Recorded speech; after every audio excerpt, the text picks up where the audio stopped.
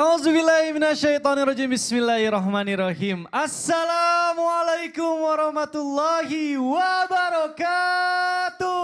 Waalaikumsalam warahmatullahi wabarakatuh. Jamaah. Yeah. Oh jamaah. Yeah. Alhamdulillah. Alhamdulillahirrahmanirrahim. Wassalatu wassalamu ala azrafil anbiya'i wal mursalin wa ala alihi wa sahbihi ajmain amma ba'du. Alhamdulillah jamaah, ketemu lagi bersama saya Mikdad Adausi, tentunya di Islam itu Indah. Jamaah, seperti biasa di pagi hari ini insya Allah kita akan belajar bersama-sama guru-guru kita yang sangat luar biasa. Tentunya di samping saya nih ada Ustadz Anas Kurdi. Sehat guru? Aduh baru ketemu lagi nih. Sehat ya? Masya Allah. Semangat ya hari ini ya? Semangat. Masya Allah. Ustadz Maulana apa kabar nih? Wah ini yang saya kangenin nih semangatnya nih. Iya, apalagi kan di hari-hari seperti ini kan kita memberikan kesemangat buat semuanya. Betul. Apalagi temanya antara deh. Nah ini dia. Biar Ustadz penasaran siap aja. nih ya? Siap, Kayaknya insya Ustadz Allah. Syam nih masalah tema ini. Wah udah paling. Temanya keren nih hari ini. Keren banget. Waduh. Nah, jamaah juga pasti. Karena pengalamannya. Waduh.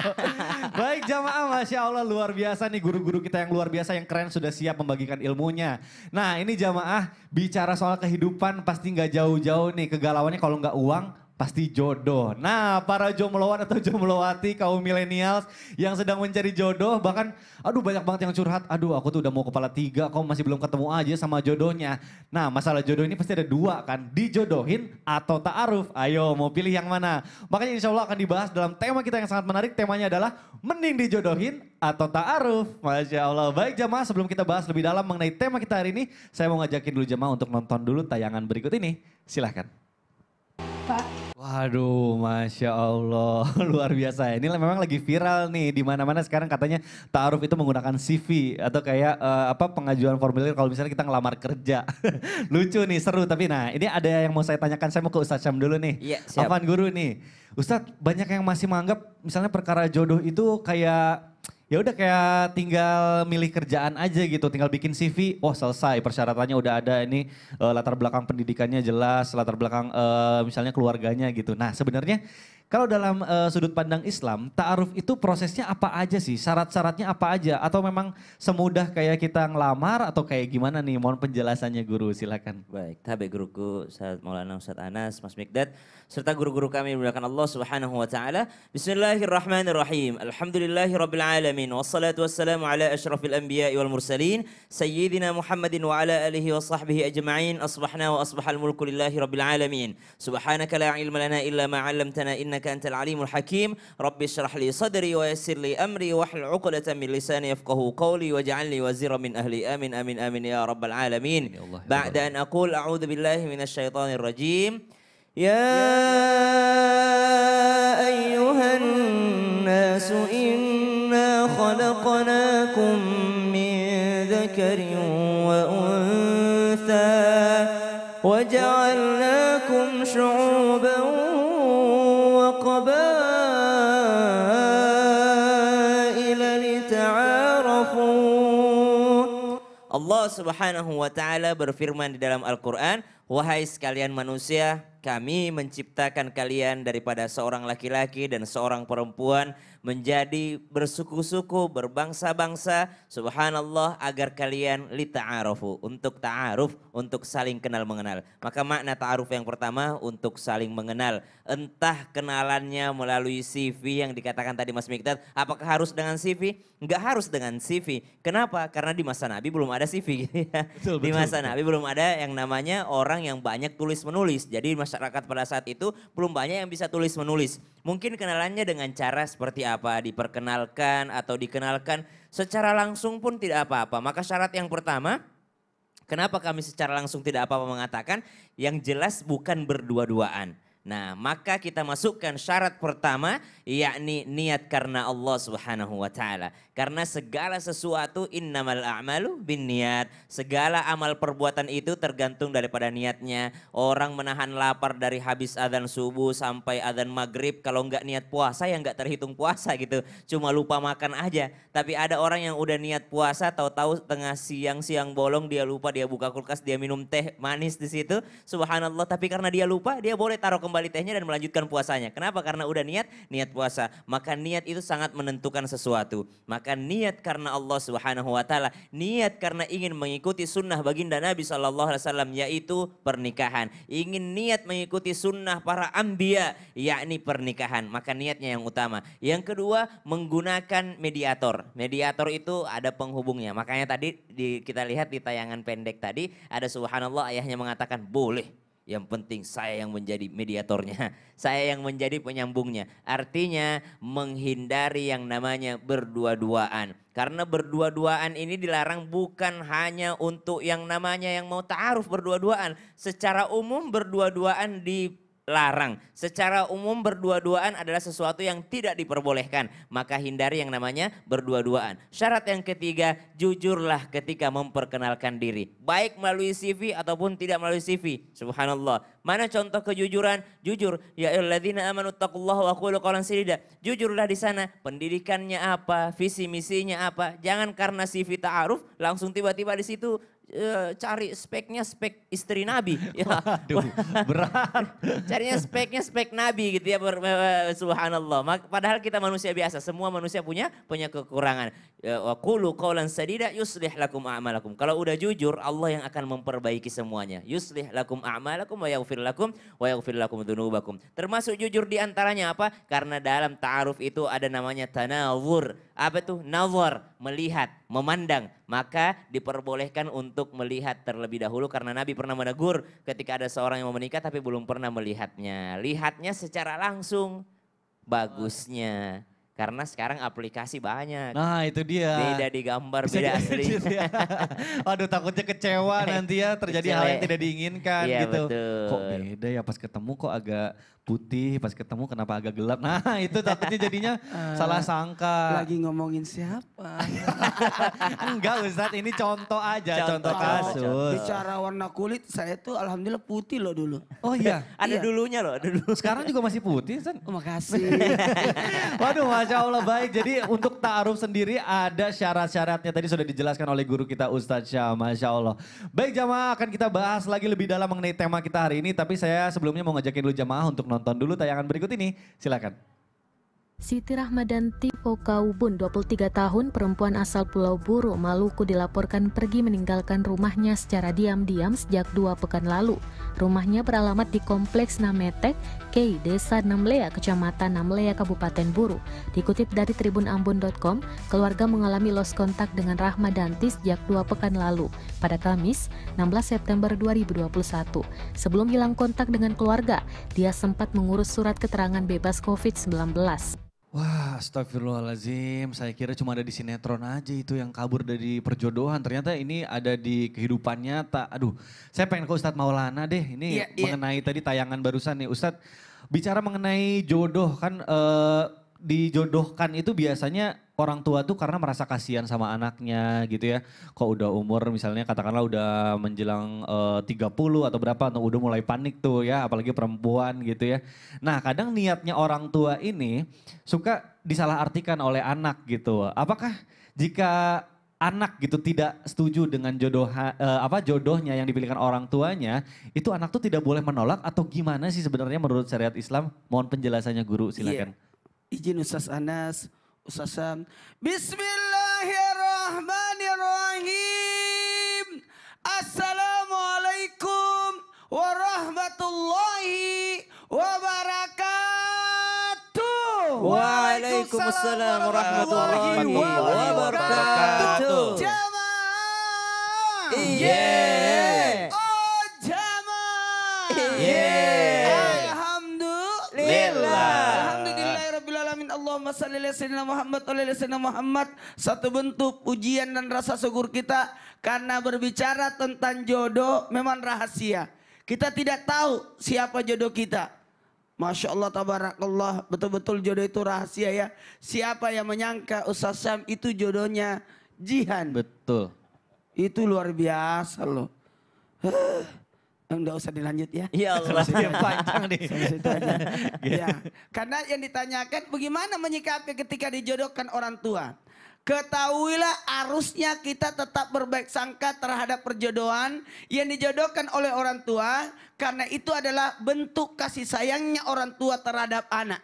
Sekali lagi, bentuk kasih sayangnya orang tua terhadap anak. Makanya sosok anak harusnya ketika dijodohkan harusnya yakinkan bahwa itu adalah bentuk kasih sayang orang tua terhadap anak. Dan jangan langsung marah. Lihat dulu. Lihat dulu. Kalau memang tidak setuju, sampaikan. Sampaikan. Tidak mesti harus minggat, tidak mesti harus lari, tidak mesti harus melawan orang tua, tidak mesti nauzubillah sampai melawan orang tua atau durhaka sama orang tua, tidak mesti. Karena ketika engkau tidak punya pilihan, maka orang tua akan memikirkan bagaimana caranya anakku ini jauh lebih aman. Sehingga mohon maaf dijodohkan dan sebagainya. Dan ini kemarin ada beberapa hari yang lalu saya ketemu sahabat saya yang anaknya mau dijodohkan ini marah, ngambek, jodohkan marah, ngambek. Tahu-tahu walhasil akhirnya anak itu berkata, sekarang aku siap. Wih, Masya Allah. Dipilihkan siapapun. Coba, itu artinya apa? Tahu-tahu anak-anak itu sadar sendiri. Ternyata selama ini salah dia. Menolak. Nah, yang kedua, ketahuilah tanggung jawab orang tua sampai anaknya menikah. Utamanya anak perempuan. Kenapa? Kalau anak laki-laki kan dia mau nikah. Sementara anak perempuan dia dinikahi. Jadi otomatis orang tua. Saya rasa orang tua ini banyak yang datengin. Banyak yang datengin. Sehingga orang tua aduh pusing gimana nih. Lebih baik saya pilihkan sebagai tanggung jawab. Karena kenapa? Karena dalam hal ini tanggung jawab seorang orang tua kepada anak perempuannya sampai anak perempuannya itu menikah. Ya. Kemudian yang ketiga. Ini yang tadi ditanyakan. Boleh nggak menolak? Jawabannya boleh banget. Oh boleh ya Ustadz ya? Boleh banget. Karena tidak ada paksaan dalam ketaatan. Oh. Maaf, tidak ada ketaatan dalam kemaksiatan. Paksa. Hampir misalnya salah sih. Tidak ada ketaatan dalam kemaksiatan. Sementara yang mau menikah siapa sih? Yang mau jalani kehidupan siapa? Betul. Perempuan itu, anak itu kan. Jadi orang tua tidak boleh memaksakan. Kalau memang anak tidak setuju ya sudah. Ya anak-anak yang menentukan. Orang tua boleh menawarkan. Tapi yang penentu adalah siapa? Anak perempuan. Dan yang menerima nanti kelak memutuskan perkara adalah sang wali. Sang ayah. Karena ayah itu lebih berhak untuk menentukan. Tapi dalam hal ini anak perempuan boleh menolak kalau tidak setuju. Begitu pula anak laki-laki. Jangan. Kalau saya dulu dijodohkan mau ini. Saya bilang kalau yang ini akan terjadi seperti ini. Oh dijelasin Ya ya. aku jelasin. Oh karena ini pernikahan itu kan masa depan. Walhasil kata ibu saya. Jadi siapa jodohmu calonmu? Kalau saya ada di sana. Waduh Masya Allah. Tapi tidak kutolak semua yang pilihannya. Pilihan kakak saya, pilihan ibu saya. Tapi langsung enggak usah saya cari contoh lain, contoh diri sendiri aja. Masya Allah. Nah jadi alangkah baiknya kalau misalnya menolak pun harus dengan cara yang baik. Bagus. Ya, Coba. Jadi kalau misalnya menolak atau tidak setuju dengan pilihan orang tua Ya. harus dengan cara yang baik. Mantap. Ya. Berikan solusi, kasih alasan yang masuk akal. Iya. Masya Allah. Iya, Catatan nih untuk kaum milenials nih, Masya Allah. Baik jamaah, kita masih bicara soal jodoh. Nah apalagi di anak-anak muda itu kadang suka ada yang istilahnya dibilang mak comblang. Nah ini juga waktu saya masih muda pernah nih ada sahabat yang menjodoh-jodohkan gitu ya. Mikdad sini saya kenalin sama ini sama itu. Ternyata malah jadinya sama mak comblangnya. Nah itu dia. Kadang suka terjadi hal seperti itu. Saya nggak komen kali ini. Baik, nah ini pertanyaannya saya mau ke Ustadz Anas nih. Guru, benarkah dalam Islam untuk menjadi mak comblang pun atau misalnya yang menjodohkan itu ada syarat-syarat tertentu nih menurut Islam. Pengen tahu apa aja sih Ustadz, mohon penjelasannya ya. Silakan. Assalamualaikum warahmatullahi wabarakatuh. Waalaikumsalam warahmatullahi wabarakatuh. Jamaah, jamaah. Alhamdulillah. Bismillahi walhamdulillah. Wassalatu wassalamu ala rasulillah. Muhammad ibn Abdullah wa ala alihi wa sahbihi wa mawalah amma ba'du. Saat Maulana, Saat Syam, Bang Mikdad izin. Iya guru. Pertama berbicara terkait tadi dengan mak comblang gitu. Bagaimana nih mak comblang? Ada syaratnya enggak di dalam kaidah hukum Islam? Pertama, kalau kita berbicara ayat wa ta'awanu 'alal birri wat taqwa. Yang kedua, kita berbicara juga terkait dengan ayat wa ankihul ayyama minkum was-salihina. Yang ketiga, min afdhala asy-syafa'ah ayyusyaffa'a bainal isnaini fin nikah. Jadi kalau lihat konsep ini, orang yang jadi mak comblang itu bagaimana? Dia mempunyai syarat. Pertama syaratnya, dia harus memahami calon yang akan dipasangkan. Ini syaratnya. Seperti tadi yang sudah disampaikan oleh Ustadz Syam terkait dengan ta'aruf. Kenapa? Karena mat comblang inilah yang menjadikan dua orang ini bertemu untuk bisa menjadi ta'aruf. Makanya di dalam Al-Quran itu dibahasakan ta'aruf. Ta'aruf itu saling mengenal kepribadian masing-masing. Nah ini peran mat comblang. Betul. Iya. Jangan sampai mat comblang itu menutupi. Sebagai penghubung. Penghubung. Harus jujur Dia ya. harus tahu tuh bagaimana yang perempuan sikap dan sifatnya, bagaimana yang laki sifat dan sikapnya harus dijelaskan. Nah ini peran yang pertama syaratnya. Yang kedua, ini mat comblang tadi nih, seperti Bang Mikdad bilang, Gimana? amanah. Betul. Bahasanya amanah aja. Amanah ya. Iya, amanah. Jangan-jangan tadi nggak amanah lagi. Mau nyalonin orang dia ngambil. Itu Itu kan jadi nggak amanah. Banyak gitu ya. Nah, syarat yang kedua itu amanah. Kalau memang benar-benar dia ingin mencalonkan antara pasangan A dengan pasangan B, maka dia harus amanah, berada di tengah. Dan benar-benar menyampaikan dengan penyampaian yang benar tentang posisi A, posisi B. Nah yang ketiga syaratnya jujur. Tidak boleh ada dusta di antara ketiganya. Bukan kedua lagi, ketiganya karena ada mat comblangnya ini. Betul. Harus ada kejujuran di antara ketiganya. Jangan sampai menutupi. Silahkan berbicara kebaikan. Sebab kenapa? Di dalam syariat itu, dalam memilih jodoh itu sudah dijelaskan oleh baginda Nabi. Pertama 5 liha. Dalam konteks kekinian 5 liha. Kalau bagi seorang laki-laki ketika mencari seorang wanita, 5 liha dalam konteks apa? Wanita ini bisa mengatur harta uang yang diberikan oleh suami. 5 liha. Kemudian yang kedua, li jamaliha. Konteksnya ini bukan jamil, cantik, tapi jamal, inner beauty. Masya Allah. Coba lihat bagaimana Rasulullah memanggil istrinya Aisyah radhiyallahu anha dengan panggilan Humairah. Padahal ada istri Rasulullah yang cantik luar biasa, Zainab. Tapi Rasulullah memanggil Aisyah radhiyallahu anha dengan panggilan yang indah, yaitu panggilan Humairah. Jadi yang kedua, kalau ini mat comblang bisa menceritakan, oh bicara terkait dengan jamal, terkait dengan inner beauty-nya, insya Allah wanita ini ketika dipandang meresap, menyenangkan bagi seorang suami. Waduh, Masya Allah, luar Iya, terima biasa kasih. ini kata-kata Ustadz Anas. Aduh, Masya Allah, catatan buat kita semua yang pengen nyomblangin juga nih, ada syarat-syaratnya. Tadi salah satunya amanah, jujur juga. Kita jangan jadi kepincut, karena sering terjadi, itu bahaya. Nah ini saya masih ada pertanyaan mengenai jodoh ini. Nah saya pengen ke Ustadz Syam nih. Siap. Ustadz, apa nih, ini bagaimana nih hukum pernikahan yang diawali dengan perjodohan, kemudian dijalani dengan setengah hati. Jadi ini udah terlanjur nih, terlanjur dijalani, terlanjur menikah. Apakah solusi terbaiknya yaitu perpisahan atau gimana nih kalau misalnya kita memang menjalaninya setengah hati? Nah mohon penjelasannya guru nih. Inilah dikatakan jangan menggampangkan perjodohan, jangan menggampangkan pernikahan. Pernikahan itu dipermudah, artinya kalau sudah ada langsung. Tapi jangan meremehkan atau menyepelekan sehingga tidak memenuhi syarat-syarat yang ada. Sehingga kita harus belajar lagi setelah yang satu ini. Masya Allah, baik jamaah jangan kemana-mana, tetap di Islam itu indah. Jamaah, oh jamaah. Alhamdulillah. Subhanallah, alhamdulillah.